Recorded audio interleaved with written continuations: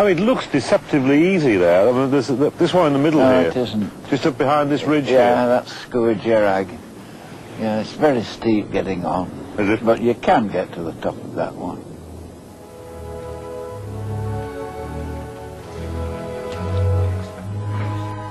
The traverse of the ridge from end to end is an arduous expedition requiring advanced planning and grim determination, and can be accomplished only by those accustomed to the scaling of precipitous rocks.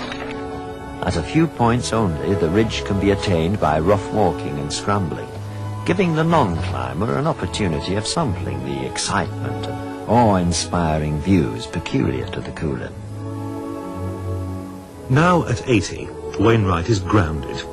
But even so, he insisted, as only A.W. can insist, that we experience the exhilaration of his first ascent of Scone and Gillian. We went in the company of Jerry Ackroyd, like Wainwright, from Lancashire, but now living here. He acts as a guide in these hills. It's a climb that needs nerve, but above all, it needs stamina. That was more of a slog than anything hard, I'd say, you know. A long walk in, very long, but once you got to the summit, it was well worth it, you know. Enjoyed it. There's nothing to frighten you on the walk you did today, then? Oh yes, there's plenty to frighten you, I think. There's the drop for one thing. No, there's nothing to frighten you if you look far enough afield and appreciate the view. Then I think you so thoroughly enjoy yourself that any sense of fright you can quite easily lose. Were you frightened at all, A.W., when you did the same walk in? No, but as I've already told you, I turned back at the last 30 yards. And I went and did it the next day. Now, Sliggerhan was the birthplace of skye rock climbing, wasn't it? It stems from when Colley found the Keogh in the sunset, and then suddenly everybody wanted to go around to see the Keogh. Yeah. There was a move afoot then. Glen Brittle seemed to sprout out as the place to go to find these new things. And Abrams did a classic book on mountaineering in Skye. That must have brought a lot of people here.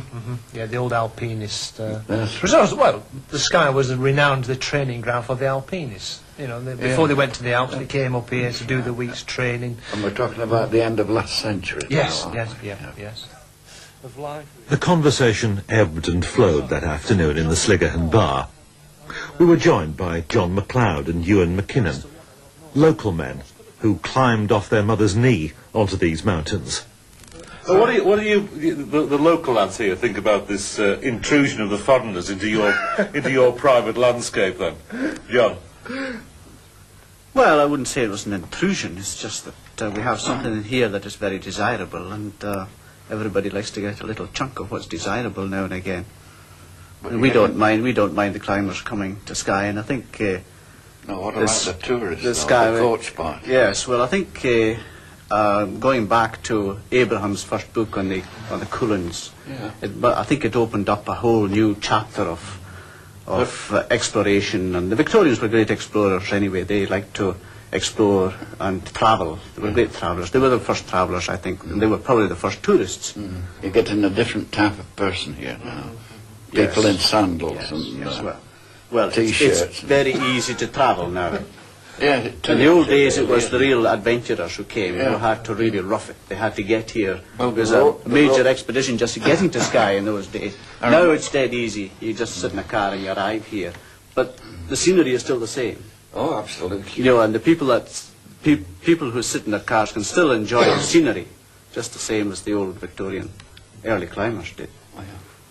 It is the only area in Scotland, or certainly in the Highlands, where mountains are called after people.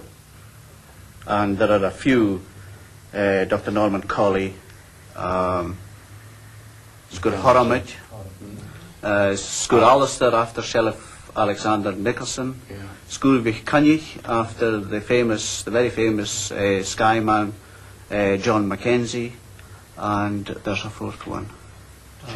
Sgur Charlach. I was born in the Cullens, as you would see. My father was a shepherd, so I couldn't have been closer to the Cullens. And I went to school with no English at all, so... Do you still think of the names in the complete meaning of the Gaelic? Yes, I suppose. Yes, well, I grew up with them, so they were, as you would say, part of me. I looked on them. I spent my life in, especially my earlier days as a young boy, I spent my life in the Coolins, so... Is the ridge often climbed from end to end these days?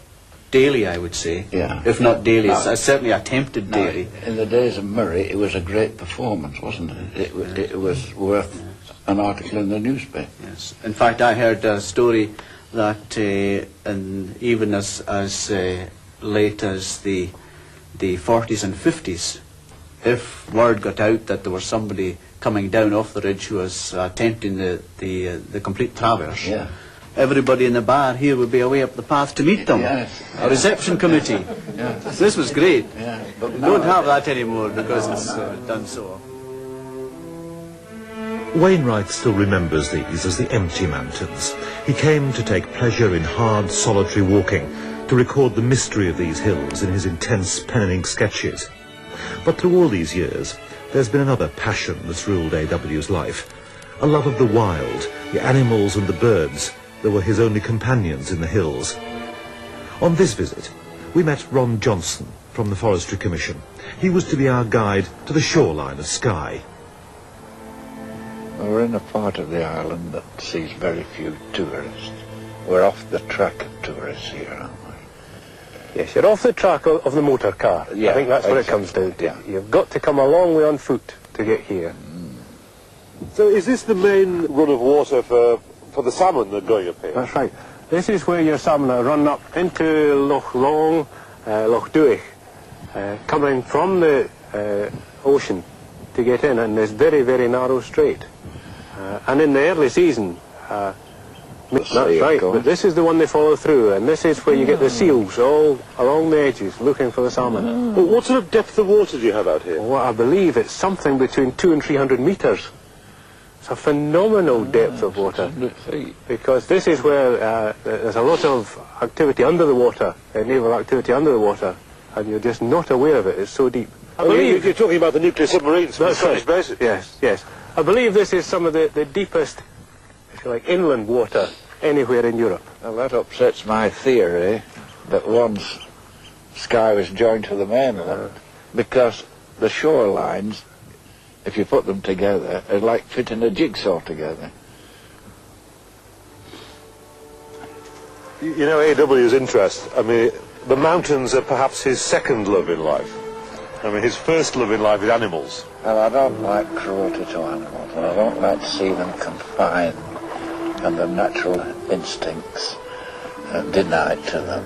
One of the joys here that we who live here are free, so you feel the animals should be treated in the same fashion. Exactly. Yes, of course they should.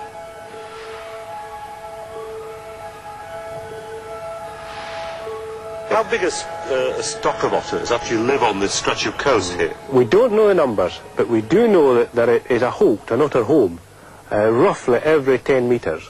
Now, we don't know whether one otter visits several holts, or that each of these holts has an otter in it, but there's certainly a great deal. Probably, we're told by the Vincent Trust, one of the highest proportions anywhere. Do they actually pay you to do this? It's lovely, isn't it? Now, this is why I say I like folk to actually come and see, because I get that benefit. I get paid. I can come out here and look at this. And you think, my goodness, aren't you lucky? And these creatures are your only companions, That's day right. after day. Day after day. Nobody to talk back to you. No. Nobody to raise questions. Nobody to complain.